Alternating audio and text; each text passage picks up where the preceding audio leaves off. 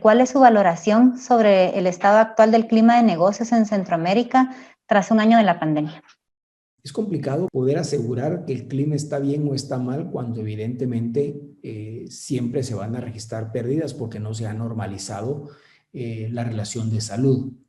Es decir, hasta que la vacuna no esté y no se haya inmunizado a la mayor parte de la población, va a ser difícil poder decir que hemos superado esta etapa. A pesar de ello, creo que es importante remarcar que algunos de los países de la región, como el caso de Guatemala, fue uno de los países que menos sufrió, si lo queremos ver en esa forma, durante la pandemia. Paraguay y Guatemala fueron los países del hemisferio occidental en donde menos decreció la economía. En el caso de Guatemala, decreció un menos 1.5%, lo cual por supuesto significa que afectó a muchas personas, pero si lo comparamos con otros países que perdieron menos 7, menos 10%, decreció su economía, pues nos vamos a dar cuenta que los daños acá fueron menores. Yo creo que es vital para poder recuperar ese clima de negocios, por supuesto que la vacuna esté presente y que podamos inmunizar a la mayor parte de la población. Sin embargo, pues somos países en desarrollo y creo que todos los países de la región estamos experimentando pues problemas en poder adquirir la vacuna para poder inmunizar a por lo menos al 80% de la población. Así tengamos los recursos. Esto va a demorar probablemente 1 año o 2 años más. Y no quiero ser pesimista, pero ojalá fuera antes, ¿no? ¿Qué hacer? Pues obviamente utilizar todas las medidas sanitarias para evitar el contagio. Y en esto, Claudia, la población juega un papel fundamental. La población solo se puede cuidar ella misma. La población solo ella puede tomar, obviamente, todas las medidas sanitarias para no contagiarse. El secreto está en que la población pueda colaborar. En ese sentido, vamos a poder restablecer plenamente el clima de negocios.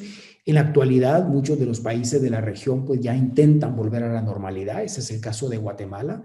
Y tengo que reconocer que en el caso nuestro, pues mucha gente, mucha población ha tomado conciencia y toma todas estas medidas para tratar de no contagiarse y tratar en la mejor manera posible de volver a esa normalidad que ahora la llamamos la nueva normalidad. El comercio no puede pararse porque nosotros vivimos prácticamente de ese comercio. Centroamérica representa para Guatemala el segundo socio comercial después de Estados Unidos.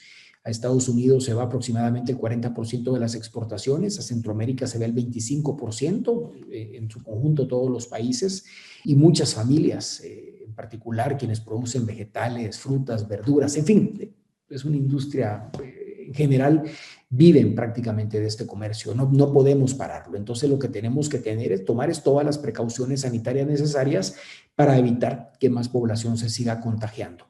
Yo calificaría el clima de negocios como bueno dentro de lo que cabe, porque si lo comparamos con otros países y otras regiones del mundo, no estamos tan mal, pero obviamente nosotros, como no tenemos forma de compararlo con otras regiones del mundo, pues decimos que estamos mal. Es parte de la dinámica del ser humano, ¿no?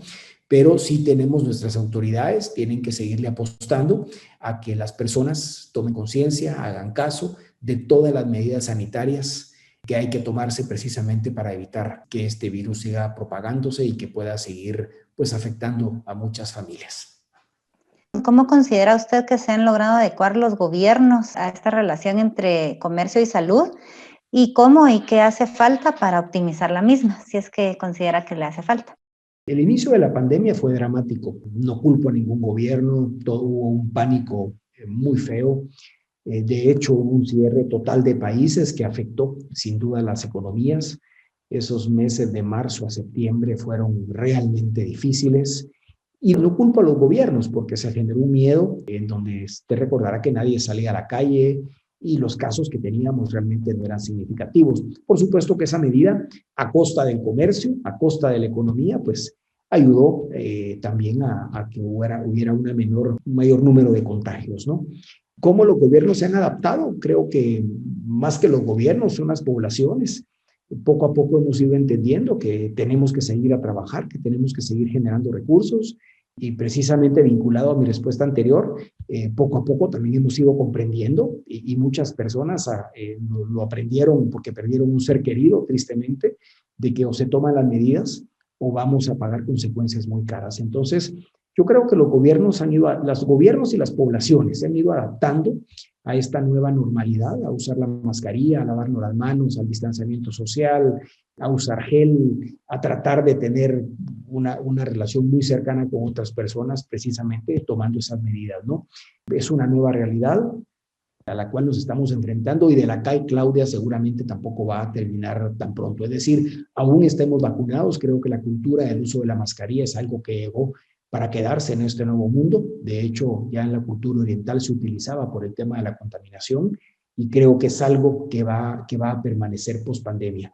Pero creo que los gobiernos y los pueblos de Centroamérica han ido adaptándose poco a poco a esta nueva realidad y un tema fundamental es la educación. Es decir, tenemos que educar pues a nuestras poblaciones en el sentido de que el uso de la mascarilla no es para protegerse ellos, es para proteger al prójimo, es para proteger a la persona que tenemos enfrente y para no contagiar a la persona que tenemos enfrente.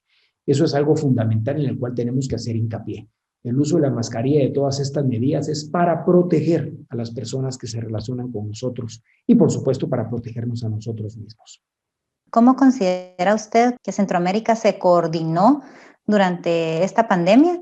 Si se adoptó alguna norma, acuerdo o similar para facilitar los ingresos de insumos médicos o de otros materiales necesarios para atender la pandemia. Hay una ausencia de diálogo político muy preocupante en la región, y no solo en Centroamérica, en el hemisferio occidental completo. Hace 10 años contábamos con mecanismos eficaces de diálogo como la CELAC, como el Espacio Iberoamericano, en fin, incluso la misma instancia que nos ha otorgado la OEA. Este diálogo ha venido a menos, Claudia, y digo, no es propio solo del SICA, y por supuesto que sucede en Centroamérica también. Cada vez tenemos una institucionalidad centroamericana más débil y eso es algo que me preocupa muchísimo porque Centroamérica es fuerte si está unida. Centroamérica es fuerte si toma provecho precisamente de las oportunidades que ofrecemos como bloque, como región, no individualmente. Hubo algunos esfuerzos por parte del secretario general del SICA, del expresidente Cerezo, por acordar algunas normas. Hay varias declaraciones políticas al respecto, incluso el Banco Centroamericano de Integración Económica ofreció algunos fondos para poder costear la vacuna, para poder hacerle frente a lo más duro de la emergencia. Es decir, tampoco es que la institucionalidad no haya hecho nada. Pero a nivel de líderes centroamericanos sí hay una ausencia de diálogo que es muy preocupante, pero muy preocupante, porque a pesar de las diferencias políticas que pueden existir entre los presidentes, el diálogo no puede faltar nunca. Y no puede faltar porque son nuestros líderes y porque el sector privado, por ejemplo, que necesita exportar e importar y mantener activo ese comercio intracentroamericano, necesita pues que sus líderes están completamente coordinados. Entonces, sí hay una falta de diálogo que es preocupante y que creo yo es un tema que hay que abordar más pronto que tarde, porque si continuamos sin seguir hablando, las diferencias van a ser mayores y van a haber momentos en los que vamos a terminar actuando solos y eso no le conviene ni a nuestros países ni a la región. A pesar de estas medidas que se tomaron en el marco regional, que por supuesto ayudaron, y hay que destacar la labor de SICA y la labor de Comisca y la labor de CIECA, la labor del BESIE y de otras instituciones más, pues cada país también hizo lo propio. En el caso de Guatemala se aprobó una ley a principios de este año, a través de la cual se aprobaron los fondos para la adquisición de la vacuna y también a través de la cual se tomaron una serie de medidas para facilitar el ingreso al país no solo de la vacuna, sino de todos aquellos equipos que son necesarios para conservar la vacuna y también para facilitar la vacunación, porque es una logística bastante compleja que no va a ser fácil, pero se aprobó. Y entiendo que algunos países de la región pues también tomaron algunas medidas a lo interno. Creo fundamental la coordinación entre nuestros países, ese diálogo político no puede faltar, Claudia, tanto a nivel de presidentes como a nivel de cada uno de los ministros que conforman los distintos segmentos sectoriales que tiene la integración centroamericana, los ministros de Economía por su lado, los ministros de Salud Pública por su lado, en fin, y por supuesto la interacción entre ellos, es decir, entre consejos, porque una interacción, por ejemplo, entre Comisca y la CIECA, entre el Consejo de Integración Económica, es fundamental, precisamente para tratar de abordar regionalmente cuáles son los mayores intereses que deben protegerse. E insisto, no es a costa del otro interés, sino que yo creo que pueden convivir si se toman las medidas necesarias.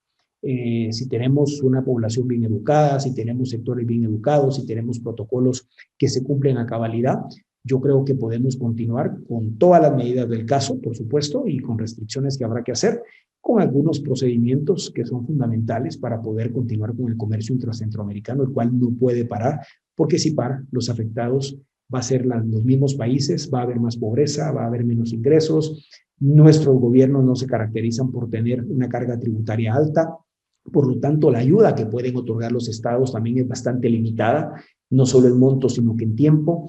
Entonces, sí ocasionaría problemas serios. Claro, no estoy diciendo que esto hay que hacerlo, hay que sobreponerlo al tema de la salud, de ninguna manera. Pueden convivir, se pueden adoptar normas y creo que los gobiernos que pueden tener esa capacidad de entablar ese diálogo y llegar a esos acuerdos que nos permitan poder no solo cuidar la salud de los centroamericanos, sino que también cuidar la frágil economía de nuestra región, promoviendo e incentivando el comercio intracentroamericano.